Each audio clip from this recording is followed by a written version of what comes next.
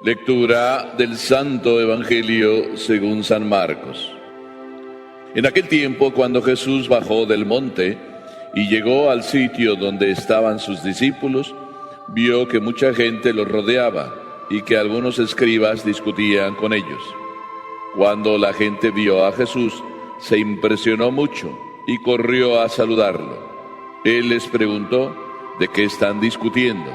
De entre la gente uno le contestó: Maestro, te he traído a mi hijo, que tiene un espíritu que no lo deja hablar. Cada vez que se apodera de él, lo tira al suelo, y el muchacho echa espumarajos, rechina los dientes y se queda tieso. Les he pedido a tus discípulos que lo expulsen, pero no han podido. Jesús les contestó: gente incrédula, ¿hasta cuándo tendré que estar con ustedes? ¿Hasta cuándo tendré que soportarlos? Tráiganme al muchacho. Y se lo trajeron.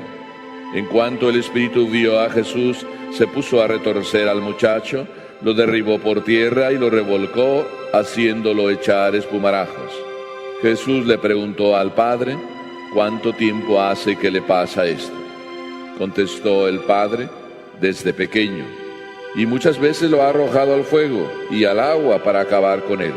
Por eso, si algo puedes, ten compasión de nosotros y ayúdanos. Jesús le replicó: ¿qué quiere decir eso de si puedes? Todo es posible para el que tiene fe. Entonces el padre del muchacho exclamó entre lágrimas: creo, Señor, pero dame tú la fe que me falta. Jesús, al ver que la gente acudía corriendo, reprendió al espíritu inmundo diciéndole: espíritu mudo y sordo, yo te lo mando, sal de él y no vuelvas a entrar en él. Entre gritos y convulsiones violentas salió el espíritu. El muchacho se quedó como muerto, de modo que la mayoría decía que estaba muerto. Pero Jesús lo tomó de la mano, lo levantó y el muchacho se puso de pie. Al entrar en una casa con sus discípulos, estos le preguntaron a Jesús en privado: ¿por qué nosotros no pudimos expulsarlo? Él les respondió: esta clase de demonios no sale sino a fuerza de oración y de ayuno. Palabra del Señor.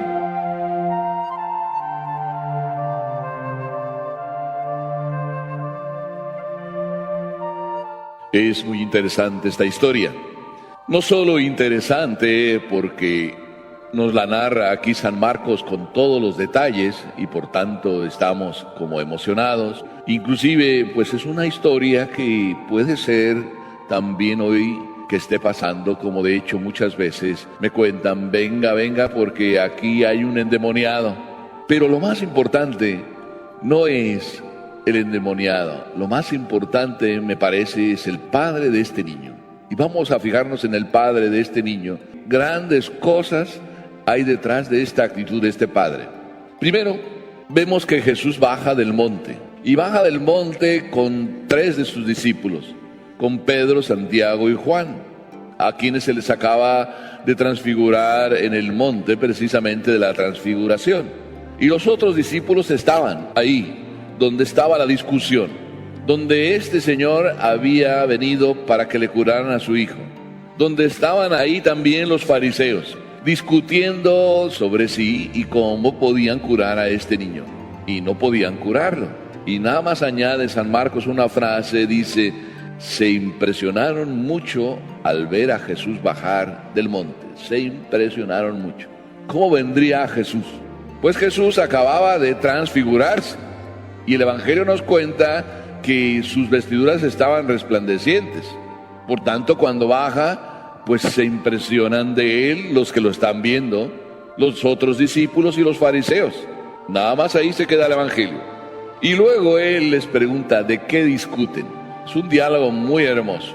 Y no se atreven a decir ni los discípulos ni los fariseos de qué están discutiendo, por si acaso les viene alguna llamada de atención. No pudieron curar a este niño.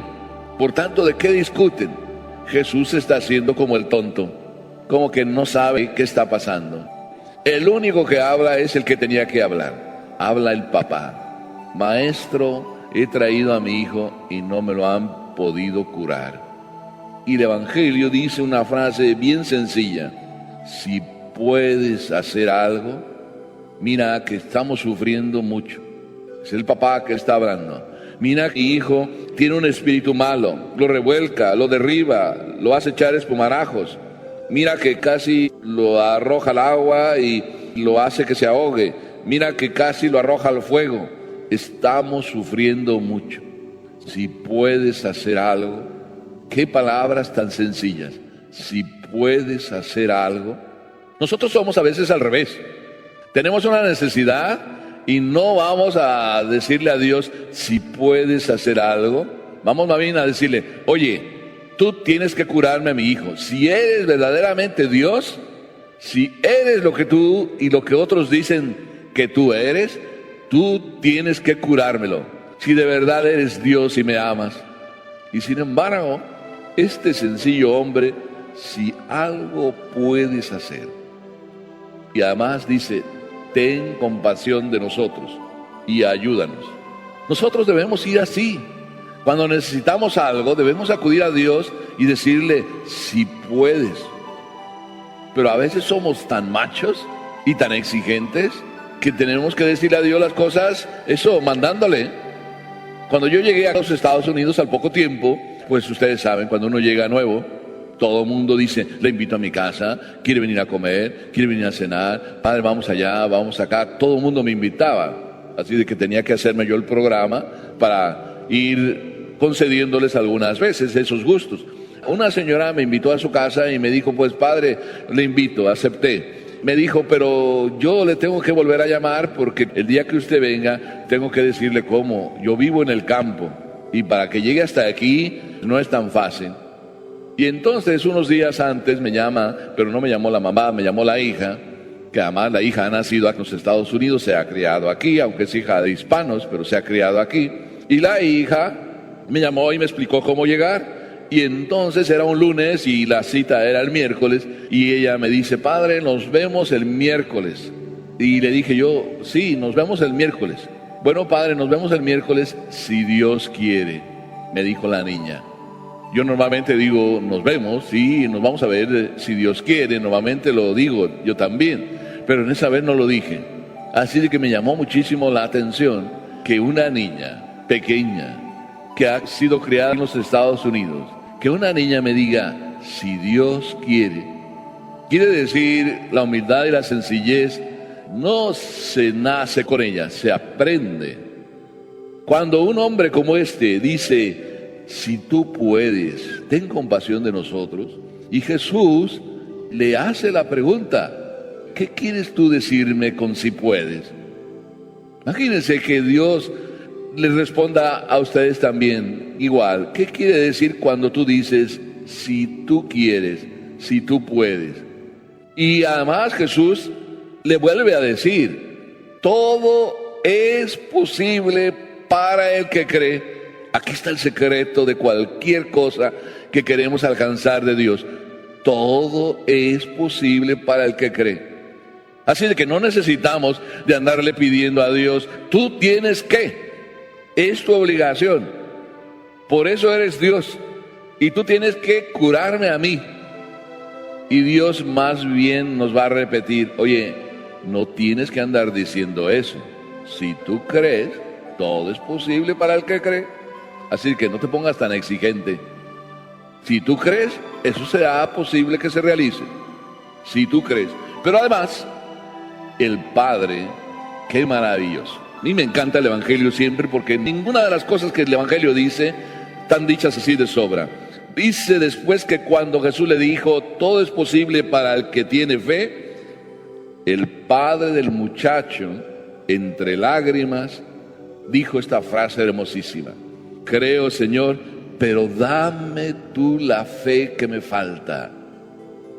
Yo creo, pero dame tú la fe que me falta. Esta frase podía ser y debería ser de cualquiera de nosotros, porque de verdad somos hombres de muy poca fe, todos, también yo. Y cuando Jesús al inicio dijo gente incrédula, también se aplica a nosotros. Muchas veces no conseguimos las cosas porque no tenemos fe. Tenemos mucha hombría, sí, andamos reclamando a Dios, pero no tenemos fe. Y Dios no nos hace los milagros pues porque no tenemos fe. Y esa fe que necesitamos Esa fe es la que hace los milagros. Yo siempre me he encontrado con limosneros en toda la vida. Y hay muchos tipos de limosneros. Pero hay unos limoneros que tienen fe y hay otros que no tienen fe. Yo así lo puedo catalogar. El limosnero que no tiene mucha fe se inventa un rollo, inclusive un rollo bonito. Yo no me he cansado de escuchar esta frase, todavía no me he cansado, que dicen muchos limosneros: una limonita por el amor de Dios, una limonita por el amor de Dios. Me da una limonita por el amor de Dios, una limonita por el amor de Dios. Y de amor de Dios ellos ni tienen nada, porque primero ni a misa van. Están en la iglesia, en la puerta de la iglesia, pero no pisan ni siquiera un tantito de la iglesia. Están ahí en la puerta y te están repitiendo todo el tiempo: una limonita por el amor de Dios, una limonita por el amor de Dios. Encienden la máquina de las limosnitas: una limonita por el amor de Dios, una limonita por el amor de Dios, y el nada más, el que más o menos, no sé, ahí se compadece porque la conciencia le duele, pues le deja ahí algo, una limonita por el amor de Dios. Pero cuando te llega uno que de verdad tiene necesidad, no te dice una limosnita por el amor de Dios. Te dice una frase que le sale del corazón y te mueve también a ti tu corazón. Y ese que te habla con esas palabras es porque tiene fe y porque tiene de verdad necesidad. Y te dice: ¿me podría dar algo para comer? Y la siguiente frase que te dice probablemente no sea: oiga, una monedita para comer. No. La siguiente frase te dice: si usted pudiera, mire que no he comido en todo el día, no le pido dinero, ¿me puede comprar algo? Y la siguiente frase tampoco es aprendida. Te dice: pero oiga, ¿me podría socorrer? Ya llevo mucho sin comer. Y la siguiente frase tampoco es aprendida y te dice: ay, al menos para un trocito de pan, ¿podría darme? Y la siguiente frase, y así te van diciendo las frases. ¿Por qué? Porque salen del corazón. A este señor le salió del corazón decirle a Jesús: creo, Señor, pero dame la fe que me falta. ¿La fe que me falta para qué? Para que de verdad ya no sufra tanto yo y mi esposa. Dame la fe que me falta. ¿Cuántos matrimonios sufren? ¿Cuántas personas sufren? Y a ninguna de ellas se les ocurre decirle a Papá Dios: dame la fe que me falta para que mi vida cambie. Dame la fe que me falta.